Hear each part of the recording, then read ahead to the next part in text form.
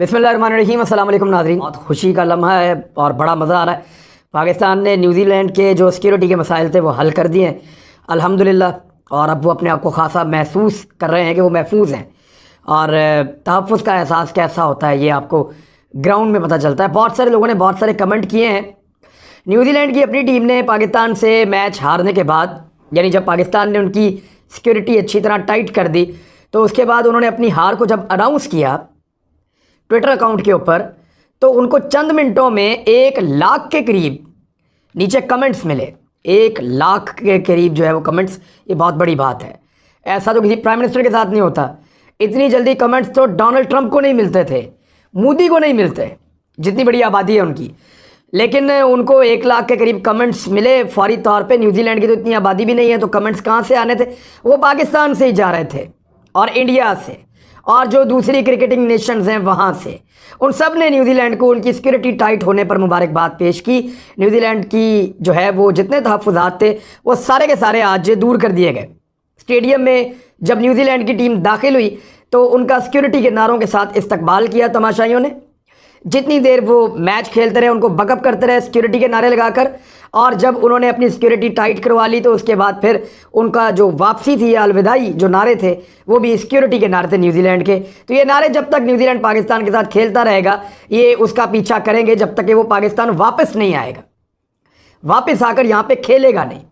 तो पाकिस्तान को कामयाबी मिली है, अल्लाह ताला ने पाकिस्तान को सुरखरू किया है। न्यूजीलैंड ने बहुत अच्छा खेला है, बहुत सारे मौक़ों पर उन्होंने पाकिस्तान की टीम को दबोच लिया था, लेकिन पाकिस्तान ने ज़्यादा अच्छा परफॉर्म किया। अल्लाह ताला की मदद शामिल रही। बल्कि कुछ लोग कमेंट कर रहे थे बार बार के दुआओं का वक्त हो गया, मुसल्ले पे बैठ जाएं पाकिस्तानी। और दुआ तो हम वैसे भी मांग के बैठते हैं जब मैच देखने के लिए बैठते हैं।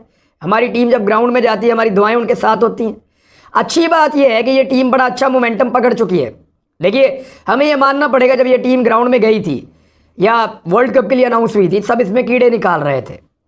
फिर इसमें से खिलाड़ी निकाले गए, पहले कीड़े निकाले गए फिर खिलाड़ी निकाले गए। आज़म को निकाला इसमें से, उनका वज़न बहुत ज़्यादा है और वो परफॉर्म भी नहीं कर पा रहे थे, उनको इसमें से निकाला। 1-2 प्लेयर्स को रिज़र्व में लेकर गए। फिर यहाँ पे फ़खर ज़मान की एंट्री होती है, शुएब मलिक की एंट्री होती है, और फिर ये टीम ज़्यादा बेहतर और बैलेंस नज़र आना शुरू हो जाती है। तो अब काफ़ी एक बेहतर टीम है, एक बैलेंस टीम है, और इंडिया को और न्यूजीलैंड को हराने के बाद ये इस ग्रुप की सबसे तगड़ी टीम बन गई है। सेमीफाइनल तो पाकिस्तान अब खेलेगा, डेफिनेटली खेलेगा, ज़्यादा उम्मीद है। और अब कुछ लोग कमेंट कैसे कर रहे हैं, मैं क्रिकेट के जो एक्सपर्ट्स हैं उनके बारे में आपको बताता हूँ। ये माइकल वॉन जो हैं ये कमेंट्रेटर हैं जी, इंग्लैंड के साबिक क्रिकेटर भी हैं और क्रिकेट खेलते भी रहे इंग्लैंड के लिए कई साल तक, और आजकल बड़े मकबूल कमेंट्रेटर हैं। उन्होंने कहा कि Pakistanis are looking exceptional, Pakistani बहुत एक्सेप्शनल नज़र आ रहे हैं इस वक्त। They will reach the semis, वो सेमीफाइनल तक ज़रूर पहुंचेंगे। फिर वो ये कहते हैं कि टीम्स को चाहिए कि किसी तरह भी उनसे बचें, उनका सामना करने से गुरेज करें, और दुआ इस बात की करें कि कोई भी टीम उनको सेमीफाइनल में आगे कहीं से नॉकआउट करके जान छुड़ा ले, वरना ये वर्ल्ड कप जीत कर जाएंगे। Love watching them play cricket, और उनको क्रिकेट खेलते हुए बहुत अच्छा महसूस हो रहा है, बड़ी मोहब्बत कर रहा हूँ मैं इससे। उसके बाद डैनियल अलेक्जेंडर हैं जी, इनका ताल्लुक श्रीलंका से है, क्रिकेट एक्सपर्ट है। वो कह रहे हैं Pakistan is safe for cricket, Pakistan cricket के लिए महफूज मुल्क है, but New Zealand total was not safe against Pakistan cricketers. ये कह रहे हैं कि लेकिन न्यूजीलैंड का जो टोटल स्कोर था वो पाकिस्तानी क्रिकेटर्स के सामने महफूज नहीं था। हाँ, पाकिस्तान जो है वो क्रिकेट के लिए महफूज है। और फिर इस तरह दुनिया भर से कमेंट्स आ रहे हैं और ट्रोलिंग हो रही है न्यूजीलैंड की। हमारा मकसद उनकी दिलादारी नहीं है, उनको सिर्फ रियलाइज़ करवाना है कि आप बैनुल-अक़वामी साजिशों का हिस्सा बनकर एक बेहतरीन दोस्त को दीवार के साथ लगाकर इस तरह के हालात कभी पैदा ना करें कि फिर आपको ग्राउंड के अंदर शर्मिंदगी जो है वो बर्दाश्त करनी पड़े। तो अल्लाह ताला की मदद शामिल रही तो इंशाल्लाह पाकिस्तान अगले चंद दिनों में रिजल्ट आएंगे, पाकिस्तान ये वर्ल्ड कप भी जीत जाएगा। पाकिस्तान में जश्न का समा है। वज़ीर इत्तलाआत ने बड़ी प्यारी बात की, उन्होंने कहा जी ये तो गुस्सा तो हमें न्यूजीलैंड पे था, इंडिया तो बीच में आ गया। तो अब सब अपने अपने तरीके से इसको एंजॉय कर रहे हैं और सब अपने अपने तरीके से इसके ऊपर बात कर रहे हैं। सिक्योरिटी के नारे जो हैं वो स्टेडियम में गूंजते रहे, बार बार गूंजते रहे। बाबर आजम का फोकस है वर्ल्ड कप जीतने पे। हालांकि उसको पिछले मैच में जब शादाब खान ने मेरे ख्याल में उसको कहा कि स्केपर हमें ग्राउंड का एक चक्कर लगाना चाहिए, हमने इंडिया को हराया है, तो उस पर उन्होंने कहा नहीं, हमें अभी हम्बल रहना है, फोकस करना है और वर्ल्ड कप जीतना है। लिहाजा उन्होंने मना किया और मैं उम्मीद करता हूँ ये टीम वर्ल्ड कप जीतने के बाद ग्राउंड का चक्कर लगाएगी, उम्मीद करता हूँ। अब कुछ और खबरें, और ये खबरें बड़ी इंपॉर्टेंट है। सबसे पहले तो वो जो लोग कह रहे थे कि सिविल मिलिट्री रिलेशंस पाकिस्तान में बर्बाद हो गए, कुछ पल्ले नहीं रहा, सब ख़त्म हो गया। और ये हुकूमत और इस्टेब्लिशमेंट कहें तो बहुत बड़ा हो जाता है। हुकूमत और फ़ौज आपस में लड़ पड़े हैं। फ़ौजी क़यादत और हुकूमत के दरमियान बड़े सख्त इख्तलाफात हैं। इस किस्म की बातें जो हैं वो की जा रही थी और ये अब किसी नतीजे पर पहुँचेंगे और ये जो दरार है ये कभी फुल नहीं होगी या कभी कवर नहीं होगी। इस किस्म की चीज़ें लोग कर रहे थे, कुछ ख्वाहिशात भी थी, कुछ खबरें भी थी। इख्तलाफात रहते हैं, मैंने आपको बताया कि बहुत सारे इख्तलाफात हैं जो इस्टेब्लिशमेंट में और इस हुकूमत में रहे। मैंने आपको बताया कि स्पेसिफिकली कुछ फ़ौज और हुकूमत के बीच में भी मामला हुए और वहाँ पे भी उनके दरमियान इख्तलाफात थे, लेकिन इसके बावजूद वो लोग मिलकर काम कर रहे थे और आइंदा भी करते रहेंगे। वो जिस सेम पेज की बात कर रहे थे कि सेम पेज नहीं, वो कौन सा पेज है जो सेम पेज है?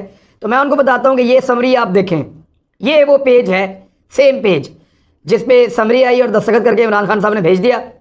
अब ये हुआ किस तरीके से, ये बहुत इंपॉर्टेंट है और इस पे ज़रा गौर फरमाइए। ये खबर मैं आपको पढ़ के सुना देता हूँ। DGISPR lieutenant general Nadeem Anjum की तैनाती का नोटिफिकेशन जारी हो गया। वज़ीर-ए-आज़म के दफ्तर से ये खबर आई है कि ISI के डायरेक्टर जनरल के तौर पर लेफ्टिनेंट जनरल नदीम अंजुम की तैनाती का नोटिफिकेशन जारी कर दिया गया है। वो लेफ्टिनेंट जनरल फैज़ हमीद की जगह लेंगे, जिसका इतलाक 20 नवंबर 2021 से होगा। यानी तकरीबन अभी भी उनको 25 दिन पड़े हैं, 25 दिन के बाद वो डायरेक्टर जनरल ISI बन जाएंगे।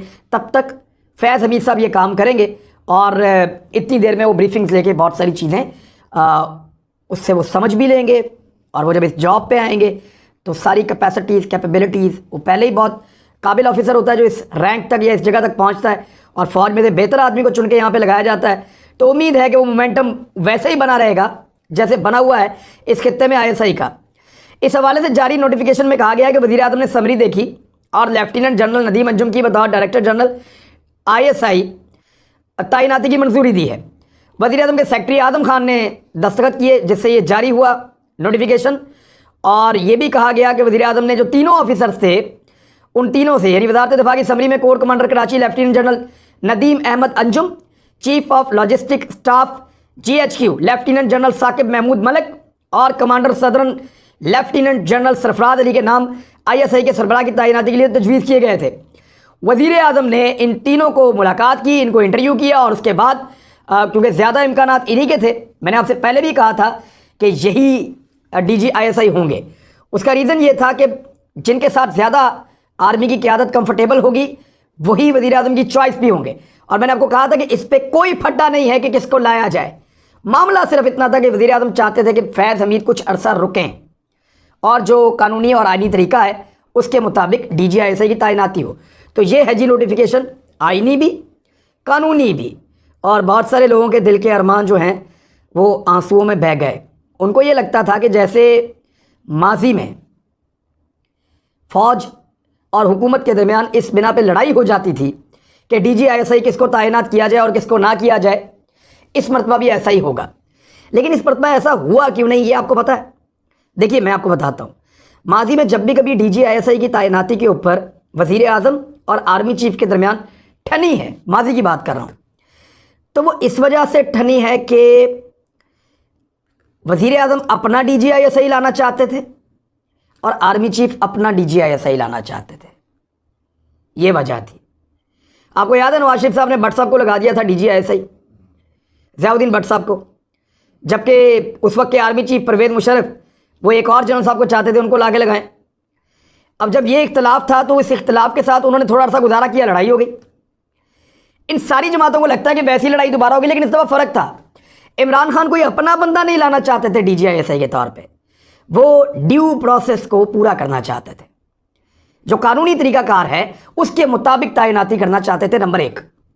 नंबर 2, वो चाहते थे कि फैज़ हमीद आइंदा चंद हफ्तों तक या चंद महीनों तक वो काम करें और जब वो काम करें तो एक मोमेंटम जो है काम का वो टूटे ना, नया आदमी आए तो वो उसी तरह काम को आगे जारी रखे, कोई तात्तुल पैदा नहीं होना चाहिए। ये उनकी अपनी सोच थी। हो सकता है उनकी सोच फ़ौज के बारे में उतनी एक्यूरेट ना हो, या फ़ौज ज़्यादा बेहतर इसको जानती है कि उनके सारे बंदे ट्रेंड है, वो जब भी आएगा आगे काम पे लग जाएगा। पूरा एक निज़ाम उनका काम कर रहा है। लेकिन उनको ये लगता था, एक उनको लगता था कि ये तैनाती सडन नहीं होनी चाहिए, ये ऐसा होना चाहिए, कुछ टाइम मिलना चाहिए पिछले डीजी को, नए डीजी आए, तैयारी करें और काम पे लग जाएं। और दूसरा वो ये चाहते थे कि आइन और कानून का जो तरीकाकार है उसके मुताबिक हो। यहाँ इमरान खान को कोई फेवरेट तो नहीं था, ऐसा तो नहीं था कि इमरान खान साहब अपने किसी बंदे को ला के डीजी ISI लगाना चाहते थे, ऐसा नहीं था। मियां नवाज शरीफ साहब के मामले में या माजी में जब भी कभी इस तरह का मामला हुआ कि फ़ौज में और हुकूमत में ISI के डीजी की तैनाती पे कोई फटा हुआ, तो मामला सिर्फ ये था कि वो अपना अपना बंदा लाना चाह रहे थे, ज़्यादातर यही था। लेकिन यहाँ पे इमरान खान साहब अपना बंदा नहीं लाना चाह रहे थे, वो एक ड्यू प्रोसेस जो है कानून का, वो चाह रहे थे कि वो मुकम्मल हो जाए। और दूसरा वो ये चाह रहे थे कि डायरेक्टर जनरल फैज़ हमीद जो भी DG ISI हैं वो रहेंगे 20 नवंबर तक, तो जब तक वो कंटिन्यू करें थोड़ा सा, जब तक अफ़गानिस्तान के कुछ अहम मामलात और ख़ित्ते की सूरत हाल जो है वो किसी एक रुख पे बैठ नहीं जाती। तो अब अगर नहीं भी बैठती, एक डिसीजन हो चुका है, एक इशू बन गया था, तो उसको प्राइम मिनिस्टर ने पॉलिटिकली हैंडल किया। बहुत सारे लोगों ने कहा 18 तारीख का कहा गया है कि जनाब 18 तारीख तक हर हाल में इमरान खान साहब ये नोटिफाई कर देंगे। पूछा क्यों? उन्होंने कहा जी कि कोई वो निकला है, कुर्रा निकला है और ये डेट दी गई है चांद की तारीख। फिर किसी ने कहा जी 22 तारीख को हो जाएगा, फिर किसी ने कहा जी 13 तारीख को। हर कोई अपनी अपनी तारीखें दे रहा था। हालांकि बहुत बड़े बड़े जर्नलिस्ट इस्लामाबाद के, उन्होंने 27 तारीख दे दी नोटिफिकेशन की। हर एक ने अपना अपना मंजन बेचा है, सब लगे हुए थे इसको जादूगरी में डालने के चक्कर में। 26 तारीख को हो गया, ये तारीख ही किसी ने नहीं दी, और 20 नवंबर तक के लिए हो गया, वो भी किसी ने नहीं बताया। तो बड़ा क्लियर है, नीट एंड क्लीन है कि ये सारा मामला अब एक और चीज़ कर रहे हैं कि वो 19 तारीख को कोई चांद ग्रहण है गालिबन, उसको लेकर एक प्रोपेगेंडा। वैसे जो लोग फारिग बैठे होते हैं ना, उनका दिमाग बहुत काम करता है, मैंने देखा।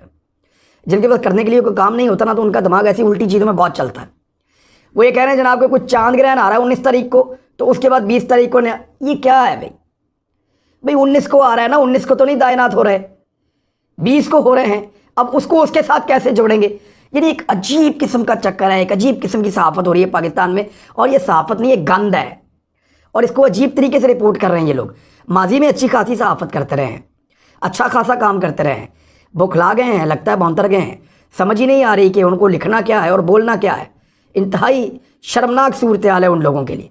कॉलम लिख रहे हैं तो अजीबोगरीब किस्म के, कि बकरे चढ़ गए, कबूतरों के खून आ गया, और पता नहीं कौन सा जादू हो गया, बगैर सबूत के बोल ही जा रहे हैं जो जिसके मुंह में आ रहा है। अब वो कुछ चांद ग्रहण निकाल के लाएंगे, फलां तारीख को चांद ग्रहण मुतवक्के, लिहाजा उसके बाद DG ISI तब्दील हो जाएगा। ऐसा होता है? ऐसे तो नहीं होता। अभी क्योंकि DG ISI की हमने बात की है, तो एक दो खबरें हैं अफ़गानिस्तान से, वो मैं आपके सामने रख देता हूँ। कि रूस ने एक बड़ा अहम स्टेटमेंट देते हुए ये करार दिया है कि जो फ़ंड्स रोके गए हैं अफ़गान हुकूमत के या तालिबान के, मगरबी दुनिया तालिबान से रवाबित बहाल करे। फ़ंड्स को रोकना इश्तियाल अंगेज़ी है, बड़ा अहम सवाल है।